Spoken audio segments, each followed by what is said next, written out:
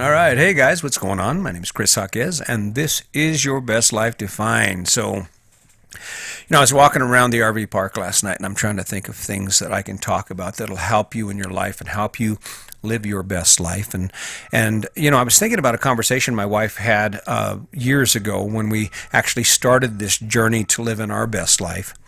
And it was about how I kind of squashed her ability to grow and to be the person she could have grown into because I had antiquated ideas about the roles of men and women in a marriage. And of course, I was very, very, very insecure, which sucks for me and her. I can't imagine what our relationship would have been like had we been able to experience the life we lived as much younger and do it the way we're doing it now. Had I had the understanding that I do now when I was 20 and my wife was in that same position with me, I can't imagine, man. We would have been rocking the world. I don't even know where we would have been. But as it is, we're trying to do the best we can. But when you think about that, have you ever just sat back in your life and you're sitting there and you're grinding it out, or maybe you've just had a moment to think about it and you ever think to yourself, God, whatever happened to me?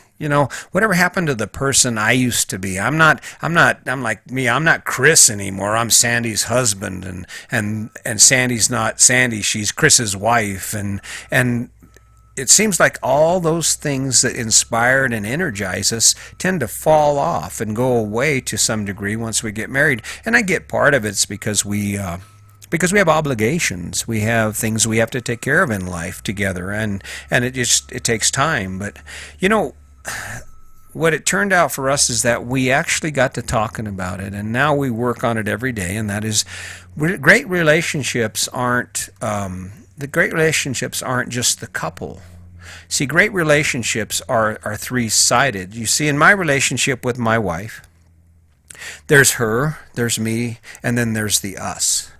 And that's what makes that relationship friggin' amazing, is the fact that there's two sides and we keep working towards helping I wake up, I spend my time thinking about things for Sandy. I think about things that she might jump into that'll make her life better, that'll feel her more accomplished, more inspired, more energized by this experience we're having. Because let's face it, if the person you're with is having a blast, they're going to keep doing the shit they're doing, right? And if you get to be a part of that and you're having a blast too, man, it just makes it so much easier. Just the other day, actually yesterday, we decided that we were going to jump in on our plans for Florida. And I'm not going to tell you about that quite yet. I want to kind of keep that a secret for now, because it was cool as hell. It was a scary moment. It was one of those decisions that we looked at really hard, and then we were like, yeah, I think it's time. And we're pretty proud of ourselves for stepping outside our box again. I keep talking about how to discover the best life possible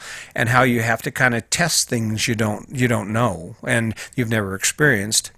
Well, this was one of those moments, but it was partly that three-sided thing where it's me, her, and then it's us. And what was nice is the us part of it. We are on the same page with this RV and adventure. We talk about it, and we grow as a couple because of it, because that's where we are unified. But where our relationship has really prospered, because it's always been us as a couple. In fact, that's the foundation of our life, was that we were Chris and Sandy. I wasn't Chris anymore, and she wasn't Sandy anymore. We're Chris and Sandy now, And what we discovered is that by trying to support each other and lift each other up as individuals, not as a couple, not as your wife or your husband, but as your partner, and it makes the relationship better. See, most people, or what happened in my relationship anyway, is that I was very controlling. I was very insecure. I was controlling, and I learned a lot of those habits from my dad. He was my mentor and my guide. And right or wrong, that's who I became. So when we got married, she was 16, I was 18, and the first decision I made was, married women don't go to school. I'm like, yeah. And I made all kinds of rules about what she'd do. You don't go out with your girlfriends. And it was all insecurity based. It wasn't her issues, it was mine. And I truly am ashamed of that. But since then, what we've actually learned to do is we've actually learned to support each other in that third side. In other words, I don't just support Sandy because she's my wife. I support her because she's Sandy. And she does the same for me. Like, she advises me all the time. She's actually gotten more involved in the conversation about the topics that I talk about and what she thinks I'm doing right and what she thinks I'm doing wrong. And it isn't a criticism. It's a interaction that helps me grow in my goals. And the same is with her. We actually talked about this next winter going to Florida, and I've mentioned this before, but we plan on stepping out of our box. And I'm thinking I'm going to go get me a job somewhere in some cool ass beer joint or some cool ass restaurant, some hot spot where I can just get to know people and talk to people.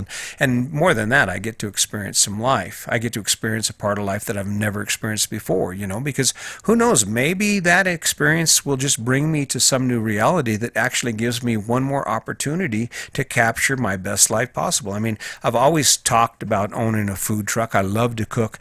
What I really love is the look on people's face when you throw down on some seriously good food. That food where you like every bite you go, that's good, And so I don't know, and Sandy's the same way. She says, I think I'm going to do some things a little different. I'm going to kind of find me a new avenue because we're going to be in Florida for 5 months this year. So that'll be pretty cool. But that nurturing of that individual self, that nurturing of your partner from the standpoint of you want them to grow and prosper into the most amazing being they can become, because the better they are at being them, the better you are as a couple. Because I mean, it's kind of like having a really great steak with crappy side, or maybe even worse, it's like having some really great side dish like a bloomin' onion or whatever it is that Roadhouse does, or an awesome blossom, and then having a crappy ass steak. There you are, you're enjoying that onion, and then you get to that steak, it's like, okay. It just brings the whole level of the meal down. Well, the same is true with your relationship. If you can lift your partner up into their own greatness, imagine how much power and energy they bring to your life and to the support of your couple, to the couple. And that's the three sides. I mean, I think we're better now than we've ever been individually and as a couple, because I'm not threatened by my wife's choices. I'm eager to watch her blossom and grow in the last part of our life, because we are truly in the third quarter of the third quarter of our life when it comes down to it. And I just don't want to. I want to make sure that I've done everything I can to help her grow, and that's the ticket. And so when you look at your relationship, Sandy was threatened by what I was doing. I mean, she was always kind of suspicious. There was a lot of jealousy based on our immaturity and stuff. But when we started actually supporting each other, like this morning, we had that great talk. And I'm sitting here on this podcast, and it's okay. I can be me. I feel good because, like she said, you're just doing the best you can, and I'm like, yeah, thank you. Because for the longest time, I would get involved in stuff because I've done a lot of stuff, and she would just stand on the sidelines, silent. And it's so nice to hear her engaged with me on something I love. And likewise, I'm trying to guide her in directions and clearing the road, the hurdles and the barricades that my previous actions have placed in front of her. Because let's face it, if you hold someone down for a long time and you don't make them feel confident about their choices and support their choices, it's hard for them to step out of their box and make those choices. And there's nothing I can do to take it back except for make today and tomorrow better. But that's just the way it is. So. But when you look at your life, if you're feeling like maybe there's something about your life that you're missing, I mean, think about your life from the standpoint of, are you actually getting to access the you? I mean, are you actually getting to feed the you some of that like badass, get energized, get excited, be so engrossed in what you're doing shit that's the only thing you think about, that you're so much in that moment that it's only when it ends that you return to the life you have, or the fact that you're a couple? I mean, that's the optimum position to be in. Is that when granted, I mean, and as a couple, that couple side of this three-sided equation to a relationship, it makes that couple side the same way. Because imagine two energized, excited, ready to go people coming together to jump on some new task. I mean, and this choice in Florida. This was cool. I mean, we talked about it and we debated it and we're like the ups and downs and ooh, how cool it would be, and then well maybe not, and then maybe so, and because we are coming together so unified, not unified individually, so unified that we that it just happens. And it's because individually we are strong. Individually, we are able to do, or we feel like we are accessing the life we dream of living, and that's really cool. Oh, and on a side note, you know what? I got up and worked out today. This is the second workout of this series, and I got to get. I'm going to Florida. I got to get ready. I got to get this ready, you know. But and that's that again. That comes down to that three sides. Sandy worked out this morning, and I'll work out again this afternoon, and we're going to just keep this thing rolling. And it's not a deterrent. I don't feel intimidated by the fact that she works out. I feel inspired by it because when she's strong and she's strong with me, I don't have any issue buying kayaks so we can kayak around the Keys or wherever it is we find ourselves. Or I don't have any issue spending good money on a decent or a good mountain bike because we're in Colorado and there are tons of trails, because she's right there with me. She's bringing her best self to our relationship. And because I'm not threatened by that, hell, where's the sky's the limit? You know, I have an idea of where she's going to be when she gets to the Keys in 6 months. And I know where I'm going to be when I get there physically and emotionally. We're going to be ready for this thing this time. But it comes down to that. So, I mean, ask yourself that question. If are you accessing what you love? And even if it's not what your partner loves, you're not a cyborg, or you're not a Siamese twin to the person you love. You are an accent piece to the person you love. You are there to make your life and their life and the life together better. And that means, you know, you can't shrivel up like a raisin. You can't stop growing, because if you stop growing, then your side of the relationship stops growing. And instead of bringing positive, go get it, kick ass energy to your life, what you bring is just the same, nothing to be inspired by. And your partner looks at that and they go, come on, give me some juice, baby. Give me some energy, man. I'm dying here. I mean, you get what I'm saying, right? I'm not trying to harp on you or anything, but that's really the truth. I just don't get it. And it took, I mean, you know, for me to say I don't get it, that's not true. I do get it. I understand why it happens.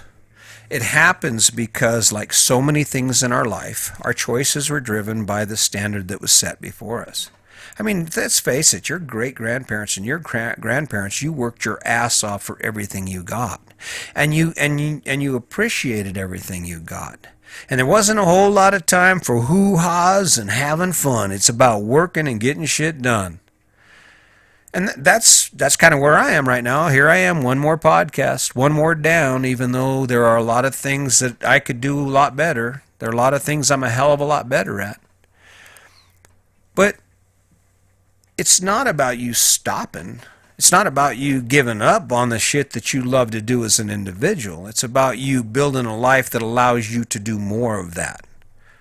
I mean, you're going to die. I mean, we're all going to die. So when you think about, well, you know, what am I going to do today, and what am I working for? Why do I get up at 5 o'clock in the morning every morning? I guess that's the real question is, what do you get up for? Is it something that inspires you? Does it give you energy? And so you wake up and you're telling your wife, you know, I got to get through this job, but then I'll meet you there. I'll meet you on the lake. Can you get the boat hooked up, baby? She's like, I got the boat. Don't worry about it. Don't ask me that. I got the boat. I can hook a boat up. And then don't forget, don't tell me what to do, she'll say. Don't tell me what to do. I got this, right? That's possible. And it comes down to defining your roles in your relationship and as individuals. And by no means, don't allow yourself to fall into that trap. Now, I will say there is a dark side to this liberation of the couple where it's you, me, and then us, you know, because my biggest fear was that, you know, because Sandy was very pretty and she was smart, and I was this dumpy ass construction worker with no value for myself. And so when I thought about her going out and doing things that, you know, were scary, it was because I was worried she'd leave me. She'd find out that I wasn't that great, and that's an intimidating thing, okay? And if in fact you have ulterior motives, see, none of this, relationships cannot be based on selfish. It's not about me anymore. It starts with us, me, and her, or us, her, and me. If you're doing cancers, if you're engaged in cancerous activities, give it up. Just walk away from the relationship. If you're out screwing around on your partner and you're just playing some sort of bullshit game, or on the other side of it, you're sitting there and you are the most important person in the world and you don't give two shits about anybody else, the last thing you need to do is be in a relationship. And if you're in a relationship with someone like that, you probably should go back and listen to my podcast about drawing boundaries, drawing lines, because you have to define your life, what's acceptable for you to live. And that's truly the ticket. But you can't be that way and have a great three-sided relationship. But if you're in your business, let's say for me, let's just pretend, because I don't really play poker anymore, but let's pretend Texas Hold'em were my thing. If I told my wife today, hey, listen, they're having a Texas Hold'em tournament, I'd like to go to it, you know what she'd tell me? Set it up, do what you got to do, I'll be here. You know why? Because by me being able to access things in my life that energize me, it makes our relationship better. So if you're waking up and you're thinking about all the things you wish you could be doing, or wonder what happened to those things that you used to do and used to love, and now you don't have time, or you're not making time, or you just got away from it, maybe today's the day that you just say, all right, you know what, I'm jumping back into it. You know, I'm going to jump on my mountain bike. Or I'm gonna go fishing. Baby, I'm sorry, we need to have a talk, because we need to start building up we need to start building each other up so we can grow individually, so we bring our best selves to this relationship. Wouldn't that be cool? Can you imagine? You know, and it's cool. I got to tell you, there's a part of me that is just like rocked when my wife says, you know, I heard you talk and I like it. I like the message. I like what you're saying. And that's really what it's all about. I mean, isn't it? I mean, you're in this relationship and you want it to be amazing, and you want to feel loved and supported, and you want to feel that energy and the take advantage of the benefits that come from being in a relationship. I mean, if being with someone makes your life suck or makes it worse, I wouldn't be in that relationship, and that's the truth. I mean, you don't put hot sauce on your sandwich if you hate hot sauce, do you? No, that wouldn't make any sense. So why would you be in a relationship with someone who doesn't enhance your life and isn't willing to enhance your life? I guess that's just my point. I mean, and I get the kid thing, and I'm not telling you to run out and get a divorce because the guy you're with won't do shit for you. All I'm saying is that there is another way to do this where both of you get to eat the pie. You know that saying, you can have your cake and eat it too? The hell you can. You can have your cake and eat it too when it comes to this. You can have the cake, the wonderful part of life where you still get to be you, and you still get to grow as an individual. And you can have the relationship where it's you and her, or you and him, and you come in and you come from you doing your own thing, and you're like, hey baby, guess what, this is what I learned, and they're like, oh yeah, that sounds cool, I have to check it out, and hey, by the way, I was watching this, and this is where I'm going to go. I was thinking about checking in a master class because I think that would help. They have a couple special right now, and you just get this dynamic, almost like you're dating, but you're not, you're friends. It's kind of a novel idea. I'll tell you what, it's working for me. It's working for my wife. We seem to be growing and we're energized. And even if you listen to my previous podcasts, look at all my videos, I don't know if you can pick up on it, but I'm kind of feeling this energy going. And the reason I'm so excited is because for the first time in this whole series of podcasts, I'm actually feeling like I'm able to be me, and I'm able to connect. Because the truth is that everyone has the potential to live their best life. And it just comes down to digging down and stepping back from all the bullshit you've been told just long enough to get back into it, to get back into who you are, and get back into who your relationship and who that person is you fell in love with, and bring that person back out and get them excited about themselves and about you. Because this package, this thing we inherited, this American dream, well, there's nothing wrong with the dream itself and the idea that it presents.